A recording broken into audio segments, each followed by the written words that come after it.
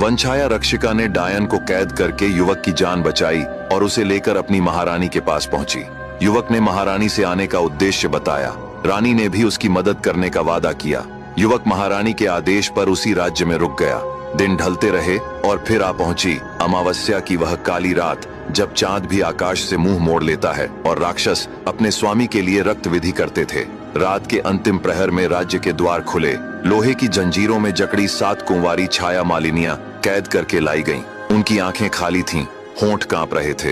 यज्ञ बेदी पर मिट्टी से बनाया गया एक विशाल बकरा रखा गया। कुछ बेताल बैठकर मंत्र पढ़ने लगे और छाया मालिनियों की आत्माएं उनके शरीर से खींच ली गईं। वे आत्माएं काले धुएं की तरह उठीं और एक एक कर उस मिट्टी के बकरे में भर गईं। अचानक धरती कांपी और वह बकरा जाग उठा, एक जीवित सांस लेता राक्षसी बकरा। उसी क्षण महारानी ने युवक को अपने पास बुलाया। उन्होंने कहा, आज वह घड़ी आ गई है जब तुम्हें मनुष्य देह से बदलकर एक जूं बना दूंगी और बकरे के बालों में छुपा दूंगी।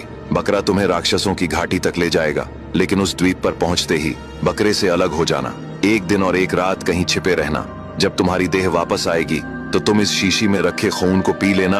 इससे तुम एक पिशाच बन जाओगे, क्योंकि मनुष्य देह में आगे बढ़े तो तुम किसी राक्षस के हाथ मारे जाओगे। इसलिए पिशाच रूप में वहां से 2.5 दिन की यात्रा करके पूर्व दिशा में जाना। वहां तुम्हें मिलेगा कपालिनियों का देश। उस देश की रानी से कहना कि तुम मेरे भेजे हुए हो। उसका और राक्षस वरुणाग का पुराना बैर है। उसे पता है कि वह तोता कहाँ छुपाया गया है। वही तुम्हें असली राह दिखाएगी। इतना कहकर महारानी उठी।